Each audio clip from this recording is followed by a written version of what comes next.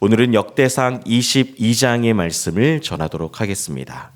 오늘 본문은 다윗이 21장에서 크게 하나님 앞에 범죄하여 심판을 받은 후에 다시 하나님의 성전을 주목하는 것으로 시작을 합니다.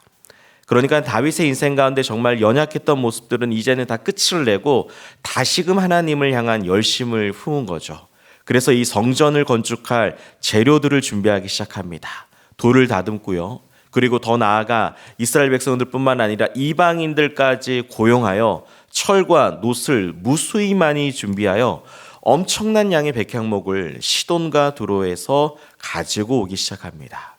그런데 이렇게 성전을 건축하려고 보니까 하나님께서는 다윗에게 너는 전쟁에서 피를 많이 흘렸기 때문에 너의 아들인 솔로몬을 통하여 성전을 건축하기 원한다라는 하나님의 뜻을 받게 됩니다. 그리고 다윗은 그 뜻을 하나님께 들어서 솔로몬이 어리숙하고 미숙하기 때문에 하나님의 말씀대로 그 성전을 건축할 것을 아버지 다윗으로서 솔로몬에게 하나씩 말씀해 줍니다. 그런데 오늘 저희들이 눈여겨보고 싶은 건 무엇이냐면 겉으로는 성전을 건축하지만 사실은 오늘 본문에서 가장 중요한 건 무엇이냐면 이 다윗이 솔로몬에게 말씀대로 성전을 건축하라는 것을 강조합니다.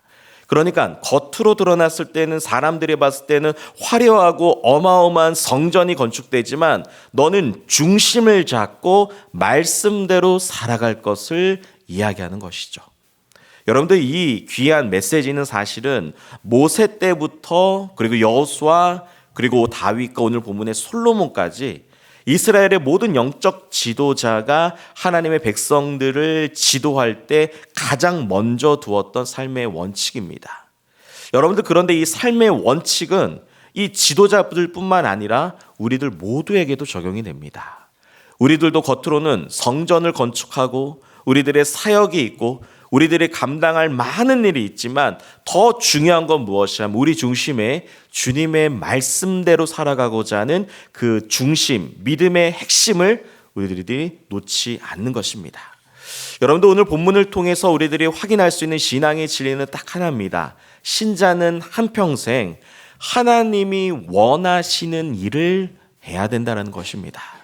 여러분들 우리는 너무나 익숙하게 오늘 성전을 건축한다 라고 오늘 본문을 읽어내가는 것이 아니라 사실은 다윗은 이제 깨달은 겁니다. 하나님이 원하시는 일이 무엇일까? 내가 실패를 해보고 내가 좌절을 해보고 내가 이 땅을 살아가면서 이스라엘의 왕으로서 살아가면서 정말 하나님이 원하시는 것이 무엇일까? 다윗은 고민하고 기도했다라는 것입니다. 여러분들 저와 여러분들 신자도 마찬가지입니다.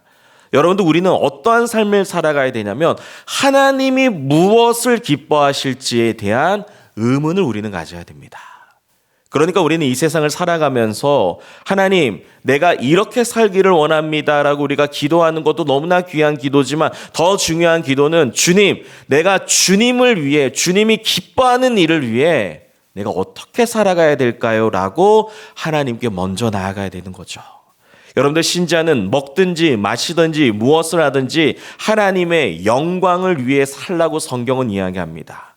여러분들 하나님의 영광을 위해 사는 것은 세상의 빛과 소금의 역할을 감당하는 것이죠. 여러분들 그런 삶은 사실은 거창한 삶은 아닙니다. 우리들의 삶의 자리에서 우리가 예수 믿는 사람답게 살아가는 삶이 하나님의 영광을 드러내는 삶인 줄 믿습니다.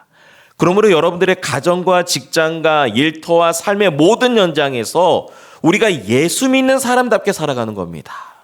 여러분들 예수 믿는 사람답게 살아가는 건 무엇이냐면 예수님이 기뻐하는 일을 하면서 살아가는 삶인 것이죠.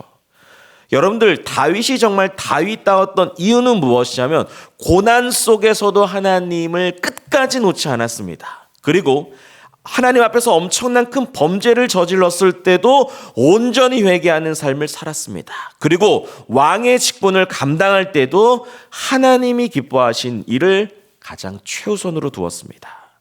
오늘 이 아침에 우리는요, 우리의 힘으로 감당할 수 없는 기도의 문제를 눈앞에 두고 우리의 능력으로는 답이 보이지 않는 환경의 문제를 두고 우리는 오늘 이 아침에 나왔습니다.